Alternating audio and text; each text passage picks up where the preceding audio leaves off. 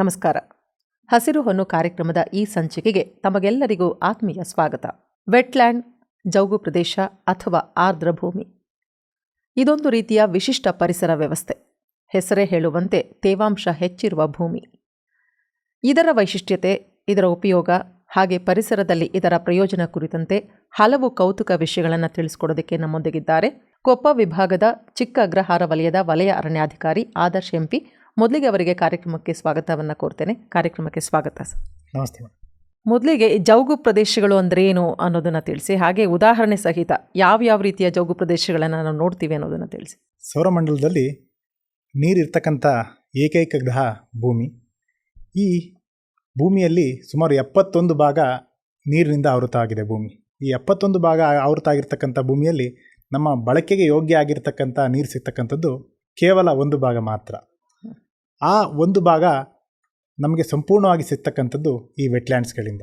ನಾವು ವಿಶೇಷವಾಗಿ ವೆಟ್ಲ್ಯಾಂಡ್ಸ್ ಅಂದರೆ ಒಂದು ವ್ಯಾಖ್ಯೆ ರೀತಿಯಲ್ಲಿ ಹೇಳೋದಾದರೆ ಆ ಪದದಲ್ಲೇ ಇರುವ ಹಾಗೆ ವೆಟ್ ಮತ್ತು ಲ್ಯಾಂಡ್ಸ್ ಎರಡು ಕೂಡ ಇದೆ.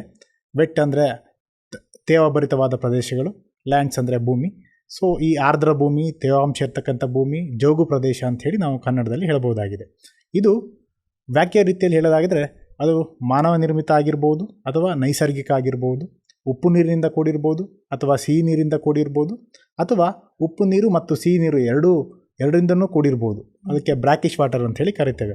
ಉದಾಹರಣೆಗೆ ನದಿಗಳು ಸಮುದ್ರವನ್ನು ಸೇರ್ತಕ್ಕಂಥ ಪ್ರದೇಶಗಳಿರ್ತಕ್ಕಂಥ ಪ್ರದೇಶಗಳಿಗೆ ನಾವು ಈ ಪ್ರದೇಶಗಳನ್ನು ಹೇಳ್ಬೋದಾಗಿದೆ.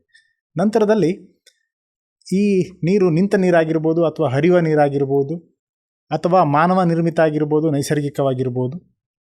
ಹಾಗೆ ವರ್ಷ ಪೂರ್ತಿ ನೀರಿರ್ತಕ್ಕಂಥ ಪ್ರದೇಶಗಳಿರ್ಬೋದು ಅಥವಾ ವರ್ಷದ ಹಲವು ತಿಂಗಳುಗಳಲ್ಲಿ ನೀರಿರ್ತಕ್ಕಂಥ ಪ್ರದೇಶ ಆಗಿರ್ಬೋದು.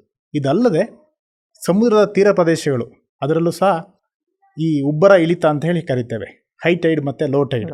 ಈ ಲೋ ಟೈಡ್ ಸಮಯದಲ್ಲಿ 6 ಮೀಟರ್ಗಿಂತ ಕಡಿಮೆ ಆಳ ಇರತಕ್ಕಂಥ ಸಮುದ್ರ ತೀರ ಪ್ರದೇಶಗಳನ್ನು ಸಹ ನಾವು ವೆಟ್ಲ್ಯಾಂಡ್ ಪ್ರದೇಶಗಳು ಅಂಥೇಳಿ ಹೇಳ್ಬೋದಾಗಿದೆ.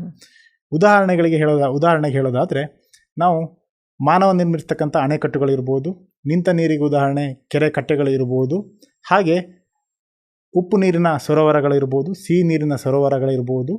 ಅದರ ಜೊತೆಯಲ್ಲಿ ಸ್ವ್ಯಾಂಪ್ಸ್ ಅಂತ ಹೇಳ್ತೇವೆ.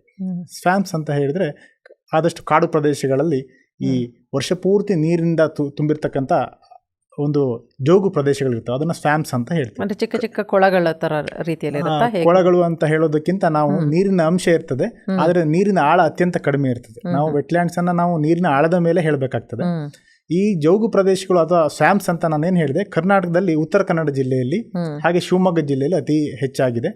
ಅದರಲ್ಲೂ ಸಹ ಮಿರಿಸ್ಟಿಕಾ ಸ್ವ್ಯಾಂಪ್ಸ್ ಅಂತ ಹೇಳಿ ನಾವು ಕರಿತೇವೆ. ಮಿರಿಸ್ಟಿಕಾ ಸ್ವ್ಯಾಂಪ್ಸ್ ಅಂದರೆ ಅಲ್ಲಿ ಮಿರಿಸ್ಟಿಕಾ ಮಲ್ಬಾರಿಕಾ ಅಥವಾ ರಾಮಪತ್ರೆ ಅನ್ನೋ ಜಾತಿಯ ಮರಗಳು ಹೆಚ್ಚಾಗಿ ಬೆಳೀತವೆ. ಅದನ್ನು ನಾವು ಮಿರಿಸ್ಟಿಕಾ ಸ್ವ್ಯಾಂಪ್ಸ್ ಅಂತ ಹೇಳಿ ಕರಿತೇವೆ. ಅದರ ಜೊತೆಗೆ ಮ್ಯಾಂಗ್ರೋವ್ ಅರಣ್ಯ ಪ್ರದೇಶಗಳು, ಅದು ಕೂಡ ವೆಟ್ಲ್ಯಾಂಡ್ಸ್ಗೆ ಒಂದು ಒಳ್ಳೆಯ ಉದಾಹರಣೆ. ಮ್ಯಾಂಗ್ರೋವ್ ಅರಣ್ಯ ಪ್ರದೇಶಗಳು ಸಮುದ್ರ ತೀರ ಪ್ರದೇಶಗಳಲ್ಲಿ ಬೆಳೀತವೆ. ಅದರಲ್ಲೂ ಹೆಚ್ಚಾಗಿ ನದಿಗಳು ಸಮುದ್ರವನ್ನು ಸೇರ್ತಕ್ಕಂಥ ಪ್ರದೇಶಗಳಲ್ಲಿ ಬೆಳೀತವೆ. ಅದೊಂದು ವಿಶಿಷ್ಟ ರೀತಿಯ ಸಸ್ಯ ಪ್ರಭೇದಗಳಲ್ಲಿ ಬೆಳೀತವೆ. ಆ ಸಸ್ಯ ಪ್ರಭೇದಗಳ ಬೇರುಗಳು ಮೇಲ್ಭಾಗಕ್ಕೆ ಬರ್ತವೆ. ಕಾರಣ ಏನು ಅಂತಂದರೆ ಆ ಸಸ್ಯ ಪ್ರಭೇದಗಳಿಗೆ ಆ ಸೆಲೈನ್ ವಾಟರ್ನಲ್ಲಿ ಆಮ್ಲಜನಕದ ಕೊರತೆ ಆಗೋದ್ರಿಂದ ಅಲ್ಲಿಯ ಬೇರುಗಳು ಮೇಲ್ಭಾಗಕ್ಕೆ ಬಂದಿರ್ತವೆ. ಏರಿಯಲ್ ರೂಟ್ಸ್ ಅಂತ ಹೇಳ್ತವೆ ಅದರಲ್ಲಿ, ಅಥವಾ ನಿಮ್ಯಾಟೋಫೋರ್ಸ್ ಅಂತ ಹೇಳಿ ನಾವು ಕರಿತೇವೆ. ಅದಲ್ಲದೆ ಇನ್ನೊಂದು ವೆಟ್ಲ್ಯಾಂಡ್ಸ್ಗೆ ಒಳ್ಳೆಯ ಉದಾಹರಣೆ ಅಂದರೆ ಲಗೂನ್ಸ್ಗಳು ಅಂದರೆ ನಮ್ಮ ಸಮುದ್ರ ತೀರ ಪ್ರದೇಶಗಳಲ್ಲಿ ಕಂಡುಬರ್ತಕ್ಕಂಥ ಸರೋವರಗಳು ಅಂತ ಹೇಳ್ಬೋದು.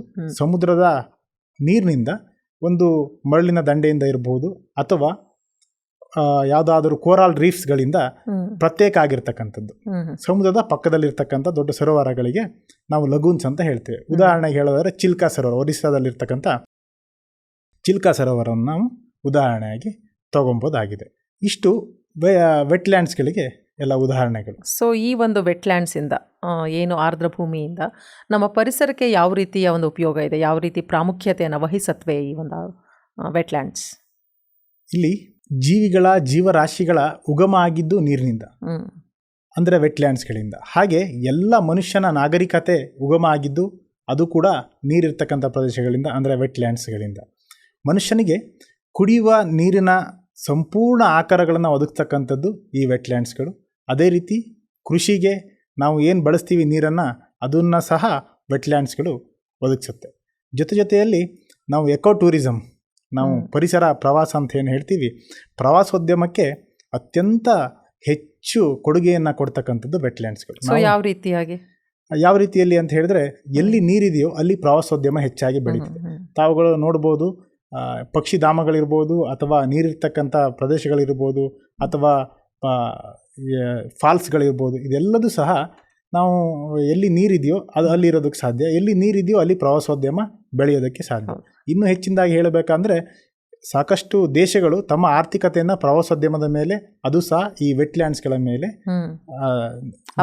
ಅವಲಂಬಿತವಾಗಿ ಇದ್ದಾವೆ ಅಂತ ಹೇಳ್ಬೋದು. ಅದಲ್ಲದೆ ಈ ನೀರಿನಿಂದ ಅಂದರೆ ವೆಟ್ಲ್ಯಾಂಡ್ಸ್ಗಳಿಂದ ನಮಗೆ ಆ ವೆಟ್ಲ್ಯಾಂಡ್ಸ್ಗಳು 40% ಜೀವರಾಶಿಗಳಿಗೆ ಅದು ಆವಾಸ ಸ್ಥಾನ ಆಗಿ ಉಪಯೋಗ ಆಗ್ತಿದೆ. ಅದಲ್ಲದೆ ನಾವು ಇದನ್ನು 40% ಜೀವರಾಶಿಗಳಿಗೆ ಆವಾಸ ಸ್ಥಾನ ಅಲ್ಲದೆ ಈ ಪಕ್ಷಿಗಳಿಗೆ, ಮೈಗ್ರೇಟರಿ ಬರ್ಡ್ಸ್ ಅಂತ ಏನು ನಾವು ಹೇಳ್ತೀವಿ, ವಲಸೆ ಪಕ್ಷಿಗಳಿಗೆ ಅದು ಆವಾಸ ಸ್ಥಾನ ಆಗಿದೆ. ಅದಲ್ಲದೆ ನಾವು ಹೇಗೆ ಅರಣ್ಯವನ್ನು ನಾವು ಲಂಗ್ಸ್ ಆಫ್ ದ ಅರ್ತ್ ಅಂತ ಹೇಳ್ತೀವೋ, ಅದೇ ರೀತಿಯಲ್ಲಿ ನಾವು ವೆಟ್ಲ್ಯಾಂಡ್ಸ್ಗಳನ್ನು ಕಿಡ್ನೀಸ್ ಆಫ್ ದ ಅರ್ತ್ ಅಂತ ಹೇಳಿ ಹೇಳ್ಬೋದು. ಯಾಕೆಂದರೆ ಇದು ದೊಡ್ಡ ದೊಡ್ಡ ಜಲಾಶಯಗಳಿಗೆ ಸೇರ್ತಕ್ಕಂಥ ಮಲಿನಕಾರಿ ವಸ್ತುಗಳನ್ನು ತಡೆ ಹಿಡಿದು ಶುದ್ಧ ನೀರನ್ನು ಜಲಾಶಯಗಳಿಗೆ ಸೇರೋ ಹಾಗೆ ಮಾಡ್ತದೆ. ಉದಾಹರಣೆಗೆ ಮಳೆ ಬಂದಾಗ ಘನ ತ್ಯಾಜ್ಯಗಳಿರ್ಬೋದು ಅಥವಾ ಈ ಬೇರೆ ರೀತಿಯ ತ್ಯಾಜ್ಯಗಳಿರ್ಬೋದು ಹರಿದು ಒಂದು ಕಡೆ ಶೇಖರ ಆಗ್ತವೆ. ಅಲ್ಲಿ ಯಾವುದೋ ಒಂದು ವೆಟ್ಲ್ಯಾಂಡ್ಸ್ ಇರುತ್ತೆ, ಅದರಿಂದ ಒಂದು ದೊಡ್ಡ ಕೆರೆಗೆ ಹೋಗ್ತದೆ. ಫಿಲ್ಟರ್ ರೀತಿಯಲ್ಲಿ ಇದು ಕಾರ್ಯನಿರ್ವಹಿಸೋದ್ರಿಂದ ನಾವು ಕಿಡ್ನೀಸ್ ಅಂತ ಹೇಳಿ ನಾವು ಇದನ್ನು ಹೇಳ್ಬೋದಾಗಿದೆ. ಮ್ಯಾಂಗ್ರೂವ್ಸ್ಗಳು ಸಹ ವಿಶೇಷವಾಗಿ ಇದಕ್ಕೆ ಸಹಕಾರಿಯಾಗಿದೆ. ಯಾಕೆಂದರೆ ನದಿಗಳು ಹರಿಯುವಾಗ ನಂತರದಲ್ಲಿ ಕಟ್ಟ ಕಡೆಗೆ ಏನು ಸಮುದ್ರವನ್ನು ಸೇರುವಾಗ ಮ್ಯಾಂಗ್ರೂವ್ಸ್ ಪ್ರದೇಶಗಳು ಇರ್ತವೆ, ಅಲ್ಲೂ ಸಹ ಇದೊಂದು ಕಿಡ್ನೀಸ್ ರೀತಿಯಲ್ಲಿ ವರ್ತಿಸಿ ಅದನ್ನು ಶೋಧನೆ ಮಾಡಿ ಶುದ್ಧವಾದ ನೀರನ್ನು ಸಮುದ್ರಕ್ಕೆ ಬಿಡುತ್ತೆ ಅಂತ ಹೇಳಿ. ಸೊ ಇತ್ತೀಚೆಗೆ ಜೌಗು ಪ್ರದೇಶಗಳಲ್ಲಿ ಏನು ವ್ಯತಿರಿಕ್ತ ಬದಲಾವಣೆ ಕಂಡು ಬರ್ತಾ ಇದೆ ಒಂದು ಸಂಖ್ಯೆಯಲ್ಲಿ. ಸೊ ಏನು ಯಾವ ರೀತಿಯ ಧಕ್ಕೆಗಳು ಈ ಜೌಗು ಪ್ರದೇಶಗಳಿಗೆ ಕಂಡು ಬರ್ತಾ ಇದೆ ಅಂತ ತಿಳಿಸಿ. ಈ ಧಕ್ಕೆಗಳು ಅಥವಾ ಥ್ರೆಟ್ಸ್ ಅಂತ ನಾವು ಹೇಳೋದಾದರೆ ಜೌಗು ಪ್ರದೇಶಗಳಿಗೆ ವಿಶೇಷವಾಗಿ ಮನುಷ್ಯನೇ ನೇರ ಕಾರಣ ಅಂತ ಹೇಳಿ ಹೇಳ್ಬೋದಾಗಿದೆ. ಅದರಲ್ಲೂ ಸಹ ನಗರೀಕರಣ ಇರ್ಬೋದು, ಹಾಗೆ ಜನಸಂಖ್ಯಾ ಸ್ಫೋಟ ಇರ್ಬೋದು, ಕೈಗಾರಿಕೀಕರಣ ಇರ್ಬೋದು ಅಥವಾ ನಮ್ಮ ಪರಿಸರ ವೈಪರೀತ್ಯಗಳಿರ್ಬೋದು, ಇದೆಲ್ಲದಕ್ಕೂ ಸಹ ಒಂದು ಥ್ರೆಟ್ಸ್ ಅಂತ ಹೇಳ್ತೀವಿ, ಆಪತ್ತುಗಳು ಈ ವೆಟ್ಲ್ಯಾಂಡ್ಸ್ಗಳಿಗಿದೆ. ನಗರೀಕರಣ ಅಂತ ಹೇಳೋದಾದರೆ, ನಗರೀಕರಣದಲ್ಲಿ ನಾವು ಸಾಕಷ್ಟು ಕೆರೆಗಳನ್ನು, ವೆಟ್ಲ್ಯಾಂಡ್ಸ್ಗಳನ್ನು ಮುಚ್ಚಿ ಸಾಕಷ್ಟು ಲೇಔಟ್ಗಳಾಗಿರ್ಬೋದು ಅಥವಾ ಅಲ್ಲಿ ಬಿಲ್ಡಿಂಗ್ಗಳಾಗಿರ್ಬೋದು, ಒತ್ತುವರಿಗಳಾಗಿರ್ಬೋದು, ಅದೇ ರೀತಿಯಲ್ಲಿ ಆಟದ ಮೈದಾನಗಳನ್ನು ಮಾಡಿದ್ದಾರೆ, ಕೆರೆಗಳನ್ನು ಒತ್ತುವರಿ ಮಾಡಿ. ಇದೆಲ್ಲದೂ ಸಹ ನಗರೀಕರಣದ ಒಂದು ಪ್ರಭಾವ ಅಂತ ಹೇಳ್ಬೋದು. ಅದಲ್ಲದೆ ಇನ್ನು ಕೈಗಾರಿಕೀಕರಣದ ಬಗ್ಗೆ ಹೇಳೋದಾದರೆ, ಕೈಗಾರಿಕೀಕರಣದಲ್ಲಿ ಸಾಕಷ್ಟು ಎಫ್ಲುಯೆಂಟ್ಸ್ ಏನು ಬರುತ್ತೆ ಅದರಿಂದ ಬರ್ತಕ್ಕಂಥ ಮಲಿನಕಾರಿ ವಿಷವಸ್ತುಗಳನ್ನು ನೇರವಾಗಿ ನದಿಗಳಿಗೆ ಅಥವಾ ಯಾವುದೋ ಒಂದು ಜಲಮೂಲಕ್ಕೆ, ಅದು ವೆಟ್ಲ್ಯಾಂಡ್ಸ್ಗೆ ಹೋಗಿ ಸೇರೋದರಿಂದ ಕೈಗಾರಿಕೀಕರಣ ಹಾಳು ಮಾಡ್ತದೆ. ಅದರ ಜೊತೆಗೆ ಇನ್ನೂ ಒಂದು ಹೇಳೋದಾದರೆ, ನಮ್ಮಲ್ಲಿ ಇನ್ವ್ಯಾಸಿವ್ ಸ್ಪೀಸೀಸ್ ಅಂತ ಹೇಳ್ತೀವಿ. ಇನ್ವ್ಯಾಸಿವ್ ಸ್ಪೀಸೀಸ್ ಅಂದರೆ ಯಾವುದೋ ಒಂದು ಬೇರೆ ಪ್ರದೇಶದ ಒಂದು ಜೀವರಾಶಿಯನ್ನು, ಅದು ಪ್ಲಾಂಟ್ ಸ್ಪೀಸೀಸ್ ಇರ್ಬೋದು ಅಥವಾ ಒಂದು ಫ್ಲೋರಾ ಫೌನಾ ಯಾವುದಾದ್ರೂ ಇರ್ಬೋದು, ಅದನ್ನು ತಂದು ಇಂಟ್ರೊಡ್ಯೂಸ್ ಮಾಡ್ತಕ್ಕಂಥದ್ದು.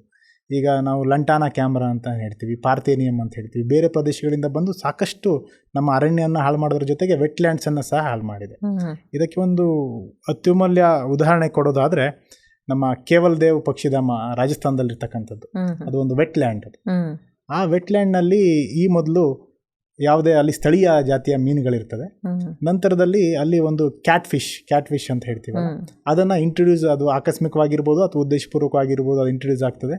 ನಂತರದಲ್ಲಿ ಸಂಪೂರ್ಣವಾಗಿ ಆ ಕ್ಯಾಟ್ ಫಿಶ್ಗಳು ಸ್ಥಳೀಯ ಜಾತಿಯ ಮೀನುಗಳನ್ನು ಸಂಪೂರ್ಣವಾಗಿ ತಿಂದು ಹಾಕಿಬಿಡುತ್ತೆ. ಆಗ ಅಲ್ಲಿರ್ತಕ್ಕಂಥ ಪಕ್ಷಿಗಳಿಗೆ ಆಹಾರದ ಕೊರತೆ ಉಂಟಾಗ್ತದೆ. ಒಟ್ಟಿನಲ್ಲಿ ಪರಿಸರದ ಏರುಪೇರಾಗ್ತದೆ. ಆ ನಂತರದಲ್ಲಿ ಅಲ್ಲಿಯ ಸರ್ಕಾರ ಅದಕ್ಕೆ ಸಾಕಷ್ಟು ಶ್ರಮವಹಿಸಿ ಅದನ್ನು ಕ್ಯಾಟ್ ಫಿಶ್ಗಳನ್ನು ತೆಗಿತಕ್ಕಂಥ ಕೆಲಸಗಳನ್ನು ನಿರ್ವಹಿಸಿದೆ. ಇದೆಲ್ಲ ಕಾರಣಗಳಿಂದ ಇವತ್ತು ವೆಟ್ಲ್ಯಾಂಡ್ಸ್ಗಳ ಸಂಖ್ಯೆ ಕ್ಷೀಣಿಸ್ತಾ ಇದೆ ಅಂತ ಹೇಳ್ಬೋದು. ಇನ್ನೇನು 2-3 ದಿನಗಳಲ್ಲಿ ವಿಶ್ವ ಜೌಗು ದಿನ ಬರ್ತಾ ಇದೆ. ಸೊ ಹೇಗೆ ಜಾಗತಿಕವಾಗಿ ಹೇಗೆ ಇದನ್ನು ಆಚರಿಸ್ತಾರೆ ಮತ್ತು ಹೇಗೆ ಈ ಸಂರಕ್ಷಣೆ ಕಾರ್ಯದಲ್ಲಿ ಜಾಗತಿಕವಾಗಿ ತೊಡಗಿದ್ದಾರೆ ಅಂತ ತಿಳಿಸ್ಕೊಡಿ. ಹಾಗೆ ಈ ರಾಮ್ಸರ್ ಕನ್ವೆನ್ಷನ್ ಈ ಬಗ್ಗೆ ಕೂಡ ಸ್ವಲ್ಪ ಮಾಹಿತಿಯನ್ನು ನೀಡಿ. ನಾವು ಅಂತಾರಾಷ್ಟ್ರೀಯ ಮಟ್ಟದಲ್ಲಿ ಹೇಳೋದಾದರೆ, ಈ ವೆಟ್ಲ್ಯಾಂಡ್ಸ್ಗಳ ಏನು ಸಂರಕ್ಷಣೆ ಅನ್ನೋದು 1971ರಲ್ಲಿ ವಿಶೇಷವಾಗಿ ಪ್ರಾರಂಭ ಆಗ್ತದೆ. ಯುನೆಸ್ಕೋ ವಿಶ್ವಸಂಸ್ಥೆ ಅಡಿಯಲ್ಲಿ ಯುನೆಸ್ಕೋದವರು ಒಂದು ಇರಾನ್ ದೇಶದ ರಾಮ್ಸರ್ ಅನ್ನೋ ಸ್ಥಳದಲ್ಲಿ ಫೆಬ್ರವರಿ 2ನೇ ತಾರೀಕು ಒಂದು ಸಮ್ಮೇಳನವನ್ನು ಆಯೋಜನೆ ಮಾಡ್ತಾರೆ. ಎಲ್ಲ ದೇಶಗಳನ್ನು ಕರೀತಾರೆ. ಆ ಸಮ್ಮೇಳನದಲ್ಲಿ ಈ ಜೋಗು ಪ್ರದೇಶಗಳನ್ನು ವೆಟ್ಲ್ಯಾಂಡ್ಸ್ಗಳನ್ನು ಉಳಿಸಿ ಮತ್ತು ಅದನ್ನು ಸುಸ್ಥಿರವಾಗಿ ಕಾಪಾಡಿಕೊಂಡು ಹೋಗೋದ್ರ ಬಗ್ಗೆ ಚರ್ಚೆಗಳಾಗ್ತದೆ. ಈ ಚರ್ಚೆಯಲ್ಲಿ ಸಾಕಷ್ಟು ದೇಶಗಳು ಭಾಗವಹಿಸ್ತವೆ. ನಂತರದಲ್ಲಿ 1975 ನಂತರದಲ್ಲಿ ಅಂತಾರಾಷ್ಟ್ರೀಯ ಮಟ್ಟದಲ್ಲಿ ಒಂದು ವೆಟ್ಲ್ಯಾಂಡ್ಸ್ಗಳನ್ನು ಗುರುಸ್ತಕ್ಕಂಥ ಕೆಲಸವನ್ನು ಆ ಸಂಸ್ಥೆ ನಿರ್ವಹಿಸುತ್ತೆ. ಸೊ ಅದಕ್ಕೆ ವಿಶೇಷವಾಗಿ ರಾಮ್ಸರ್ ಸೈಟ್ಸ್ ಅಂತ ಹೇಳಿ ಕರೆಯಲಾಗ್ತದೆ. ರಾಮ್ಸರ್ ಸೈಟ್ಗಳು ಒಟ್ಟು ಅಂತಾರಾಷ್ಟ್ರೀಯ ಮಟ್ಟದಲ್ಲಿ 2,500 ಸಂಖ್ಯೆಗೂ ಅಧಿಕ ಆಗಿದೆ. ಆ 2,500 ಸಂಖ್ಯೆಯಲ್ಲಿ ಅತಿ ಹೆಚ್ಚು ರಾಮ್ಸರ್ ಸೈಟ್ಗಳನ್ನು ಗುರುತಿಸತಕ್ಕಂಥ ದೇಶ ಯುನೈಟೆಡ್ ಕಿಂಗ್ಡಮ್. ನಮ್ಮ ದೇಶದಲ್ಲಿ ಈ ಬಗ್ಗೆ ಒಟ್ಟು 85 ರಾಮ್ಸರ್ ಸೈಟ್ಗಳನ್ನು ಇಲ್ಲಿವರೆಗೆ ಗುರುತಿಸಲಾಗಿದೆ. 85 ರಾಮ್ಸರ್ ಸೈಟ್ಗಳಲ್ಲಿ ಅತಿ ಹೆಚ್ಚು ರಾಮ್ಸರ್ ಸೈಟ್ಗಳನ್ನು ಹೊಂದಿರತಕ್ಕಂಥ ರಾಜ್ಯ ತಮಿಳುನಾಡಾಗಿದೆ. ಒಟ್ಟು 18 ರಾಮ್ಸರ್ ಸೈಟ್ಗಳನ್ನು ಹೊಂದಿದೆ ತಮಿಳುನಾಡು ರಾಜ್ಯ. ಸೊ ಕರ್ನಾಟಕದಲ್ಲಿ ಎಷ್ಟು ರಾಮ್ಸರ್ ಸೈಟ್ಗಳಿವೆ, ಹಾಗೆ ಯಾವುದು ಹೊಸದಾಗಿ ಸೇರ್ಪಡೆಗೊಂಡಿದೆ ಅನ್ನೋದನ್ನು ಕೂಡ ತಿಳಿಸಿ. ಕರ್ನಾಟಕದಲ್ಲಿ 2022 ಯಾವುದೇ ರಾಮ್ಸರ್ ಸೈಟ್ಗಳು ಇರೋದಿಲ್ಲ. 2022 ಮೊಟ್ಟ ಮೊದಲ ಬಾರಿಗೆ ರಂಗನತಿಟ್ಟು ಪಕ್ಷಿಧಾಮವನ್ನು ರಾಮ್ಸರ್ ಸೈಟ್ ಅಂತ ಹೇಳಿ ಗುರುತಿಸಲಾಗ್ತದೆ. 2024 ಒಟ್ಟು 3 ರಾಮ್ಸರ್ ಸೈಟ್ಗಳನ್ನು ಗುರುತಿಸಲಾಗಿದೆ. ಅದರಲ್ಲಿ ಒಂದನೇದು ಅಂಕಸಮುದ್ರ ಕನ್ಸರ್ವೇಷನ್ ರಿಸರ್ವ್, ಎರಡನೇದು ಮಾಗಡಿ ಕೆರೆ ಕನ್ಸರ್ವೇಷನ್ ರಿಸರ್ವ್, ಹಾಗೂ ಇನ್ನೊಂದು ಅಗನಾಶಿನಿ ಇಶ್ಚೇರಿ ಅಂತ ಹೇಳಿ. ನಾವು ಮುಖ್ಯವಾಗಿ ರಂಗನತಿಟ್ಟು ಪಕ್ಷಿಧಾಮದ ಬಗ್ಗೆ ಏನಾದರೂ ಹೇಳೋದಾದರೆ, ರಂಗನತಿಟ್ಟು ಪಕ್ಷಿಧಾಮ ಮಂಡ್ಯ ಜಿಲ್ಲೆ ಶ್ರೀರಂಗಪಟ್ಟಣ ತಾಲೂಕಿನಲ್ಲಿದೆ. ಸುಮಾರು 240ಕ್ಕೂ ಅಧಿಕ ಜಾತಿಯ ಪ್ರಭೇದಗಳ ಪಕ್ಷಿಗಳನ್ನು ನಾವಲ್ಲಿ ಕಾಣ್ಬೋದಾಗಿದೆ. ಸುಮಾರು 40 ಎಕರೆ ಪ್ರದೇಶದಲ್ಲಿರ್ತಕ್ಕಂಥ ಪಕ್ಷಿಧಾಮ 1940 ಆಗಿನ ಮೈಸೂರು ಮಹಾರಾಜರು ಅದನ್ನು ಪಕ್ಷಿಧಾಮ ಆಗಿ ಘೋಷಣೆ ಮಾಡಿದ್ದಾರೆ. ಇದಲ್ಲದೆ ಸುಮಾರು 6 ಸಣ್ಣ ಸಣ್ಣ ದ್ವೀಪಗಳು ಕಾವೇರಿ ನದಿಯಲ್ಲಿರ್ತಕ್ಕಂಥ ದ್ವೀಪಗಳಿಂದ ಇದು ಕೂಡಿರ್ತಕ್ಕಂಥದ್ದು. ಇನ್ನು ಅಂಕಸಮುದ್ರ ಸಂರಕ್ಷಿತ ಮೀಸಲು ಅಂತ ಹೇಳ್ತೀವಿ. ಇಲ್ಲಿ ನಾನು ಸಂರಕ್ಷಿತ ಮೀಸಲು ಅನ್ನೋ ಪದವನ್ನು ಬಳಸಿದೆ. ಸಂರಕ್ಷಿತ ಮೀಸಲು ಅಂತ ಹೇಳಿ ವನ್ಯಜೀವಿ ಸಂರಕ್ಷಣಾ ಕಾಯ್ದೆ 1972 36A ಅಡಿಯಲ್ಲಿ ಅದನ್ನು 2017 ನಮ್ಮ ರಾಜ್ಯ ಸರ್ಕಾರ ಘೋಷಣೆ ಮಾಡಿದೆ. ಸೊ ಇದರಿಂದ ನಮ್ಮ ಏನು ಸಂರಕ್ಷಣಾ ಕಾರ್ಯ ರಾಮ್ಸರ್ ಸೈಟ್ಗಿಂತಲೂ ಮುಂಚಿತವಾಗಿ ಪ್ರಾರಂಭ ಆಗಿದೆ. ಸೊ ಇಲ್ಲಿ ಜೌಗು ಪ್ರದೇಶಗಳನ್ನು ಯಾವ ರೀತಿ ರಕ್ಷಣೆ ಮಾಡಲಾಗ್ತಿದೆ ನಮ್ಮ ದೇಶದಲ್ಲಿ, ಹಾಗೆ ಯಾಕೆ ರಕ್ಷಣೆ ಮಾಡಬೇಕು ಅನ್ನೋದನ್ನು ಸಂಕ್ಷಿಪ್ತವಾಗಿ ತಿಳಿಸಿ. ಪರಂಪರಾಗತವಾಗಿ ನಾವು ಭಾರತದಲ್ಲಿ ಈ ವೆಟ್ಲ್ಯಾಂಡ್ಸ್ಗಳನ್ನು ಸಂರಕ್ಷಣೆ ಮಾಡ್ತಾ ಇದ್ದೇವೆ. ಪರಂಪರೆಯಿಂದ ಬಂದಿರತಕ್ಕಂಥದ್ದು. ನಮ್ಮಲ್ಲಿ ನೀರನ್ನು ದೇವರಂತೆ ಕಾಣ್ತಕ್ಕಂಥ ಪದ್ಧತಿ ಇದೆ. ಅದರಲ್ಲೂ ಸಹ ಕಾನೂನು ರೀತಿಯಲ್ಲಿ ನಮ್ಮ ಭಾರತದಲ್ಲಿ ಈ ಬಗ್ಗೆ ಕ್ರಮಗಳನ್ನು ಕೈಗೊಂಡಿದ್ದಂದರೆ, ಈಗ ಮೈಸೂರು ರಾಜ್ಯದಲ್ಲಿ ಆಗಿನ ಮೈಸೂರು ರಾಜ್ಯ 1900 ಮೈಸೂರು ಫಾರೆಸ್ಟ್ ರೆಗ್ಯುಲೇಷನ್ ಆ್ಯಕ್ಟ್ ಅಂಥೇಳಿ ಅರಣ್ಯವನ್ನು ಉಳಿಸೋದಕ್ಕೆ ಅದೇ ರೀತಿಯಲ್ಲಿ ಆವಾಸ ಸ್ಥಾನಗಳನ್ನು ಗುರುತಕ್ಕಂಥ ಆ್ಯಕ್ಟ್ ಅದು. ನಂತರದಲ್ಲಿ 1972 ರಾಷ್ಟ್ರ ಮಟ್ಟದಲ್ಲಿ ವೈಲ್ಡ್ ಲೈಫ್ ಪ್ರೊಟೆಕ್ಷನ್ ಆ್ಯಕ್ಟ್ 1972 ಮಾಡ್ತಾರೆ. ಇದು ಸಹ ನಮ್ಮ ಆವಾಸ ಸ್ಥಾನಗಳು ಏನು ವೆಟ್ಲ್ಯಾಂಡ್ಸ್ ಇದೆ ಆ ಆವಾಸ ಸ್ಥಾನಗಳನ್ನು ಉಳಿಸೋದಕ್ಕೆ ಸಹಕಾರಿಯಾಗಿದೆ. ನಂತರದಲ್ಲಿ 1986 ಎನ್ವೈರ್ಮೆಂಟ್ ಪ್ರೊಟೆಕ್ಷನ್ ಆ್ಯಕ್ಟ್ ಬರ್ತದೆ. ಈ ಎನ್ವೈರ್ಮೆಂಟ್ ಪ್ರೊಟೆಕ್ಷನ್ 1986 ಬಂದಿದ್ದನ್ನು ವಿಶೇಷವಾಗಿ ನಾವು ವೆಟ್ಲ್ಯಾಂಡ್ ಕನ್ಸರ್ವೇಷನಿಗೋಸ್ಕರನೇ 2017 ನಮ್ಮ ರಾಷ್ಟ್ರ ಮಟ್ಟದಲ್ಲಿ ಒಂದು ರೂಲ್ಸನ್ನು ತಂದಿದೆ, wetland conservation and management rules 2017 ಅಂತ ಹೇಳಿ. ಇದನ್ನು ನಾವು ಸ್ಮರಿಸಬಹುದಾಗಿದೆ ಈ ಟೈಮಲ್ಲಿ. ಹಾಗೆ biological diversity act 2002, biological diversity rules 2004 ಸಹ ಈ ವೆಟ್ಲ್ಯಾಂಡ್ಸ್ ಸಂರಕ್ಷಣೆಗಾಗಿ ಕಾಯ್ದೆಗಳಿದೆ. ಭಾರತ ಸರ್ಕಾರ 2023 ಅಮೃತ್ ಧಾರೋಹರ್ ಕೆಪಾಸಿಟಿ ಬಿಲ್ಡಿಂಗ್ ಸ್ಕೀಮ್ ಅಂತ ಹೇಳಿ ಒಂದು ಯೋಜನೆಯನ್ನು ತಂದಿದೆ. ಇದು ವಿಶೇಷವಾಗಿ ರಾಮ್ಸರ್ ಸೈಟ್ಗಳು ನಮ್ಮ ದೇಶದಲ್ಲಿ ಏನಿದೆ ಅವುಗಳನ್ನು ಅಭಿವೃದ್ಧಿಪಡಿಸುವ ಮತ್ತು ಸುಸ್ಥಿರವಾಗಿ ಕಾಪಾಡಿಕೊಂಡು ಹೋಗ್ತಕ್ಕಂಥ ಕೆಲಸವನ್ನು ಮಾಡ್ತಿದೆ. ಅದರಲ್ಲಿ ಮೊದಲು ರಾಮ್ಸರ್ ಸೈಟ್ಗಳನ್ನು ಆಯ್ಕೆ ಮಾಡಲಾಗ್ತದೆ. ಆ ರಾಮ್ಸರ್ ಸೈಟ್ಗಳಿಗೆ ಅಲ್ಲಿ ಎಕೋ ಟೂರಿಸಮ್ ಏನು ಹೇಳ್ತೀವಿ, ಪರಿಸರ ಸ್ನೇಹಿ ಪ್ರವಾಸವನ್ನು ಮಾಡೋದಾಗಿರ್ಬೋದು. ಅಲ್ಲಿ ಇರ್ತಕ್ಕಂಥ ಮೂಲಭೂತ ಅವಶ್ಯಕತೆಗಳನ್ನು, ಮೂಲಭೂತ ಏನು ಅಲ್ಲಿ ವ್ಯವಸ್ಥೆಗಳಿದೆ ಅದನ್ನು ಅಭಿವೃದ್ಧಿಪಡಿಸ್ತಕ್ಕಂಥದ್ದಾಗಿರ್ಬೋದು. ಹಾಗೆ ಜೀವ ವೈವಿಧ್ಯತೆ ಏನಿದೆ ಅದನ್ನು ಕಾಪಾಡಿಕೊಂಡು ಮತ್ತು ಮುಂದುವರಿಸ್ಕೊಂಡು ಹೋಗ್ತಕ್ಕಂಥ ಕೆಲಸವನ್ನು ಈ ನಮ್ಮ ಕೆಪಾಸಿಟಿ ಬಿಲ್ಡಿಂಗ್ ಏನು ಹೇಳ್ತೀವಿ, ಅಮೃತ್ ಧಾರೋಹರ್ ಕೆಪಾಸಿಟಿ ಬಿಲ್ಡಿಂಗ್ ಮುಖಾಂತರ ಕೇಂದ್ರ ಸರ್ಕಾರ ಮಾಡ್ತಾ ಇದೆ. ಇದಲ್ಲದೆ ಅದೇ ಸ್ಥಳೀಯರಿಗೆ ಅಲ್ಲಿ ಉದ್ಯೋಗಾವಕಾಶವನ್ನು ಕಲ್ಪಿಸ್ತಕ್ಕಂಥದ್ದು, ಸ್ಥಳೀಯರ ಅವರ ಆರ್ಥಿಕ ಮಟ್ಟವನ್ನು ಅಭಿವೃದ್ಧಿಪಡಿಸೋದರಲ್ಲಿ ಸಹ ಬಹಳಷ್ಟು ವಿಷಯಗಳನ್ನ ಜೌಗು ಪ್ರದೇಶಗಳ ಬಗ್ಗೆ ತಿಳಿಸ್ಕೊಟ್ರಿ. ಕಾರ್ಯಕ್ರಮಕ್ಕೆ ಆಗಮಿಸಿದ್ದಕ್ಕಾಗಿ ತಮಗೆ ಧನ್ಯವಾದಗಳು. Thank you.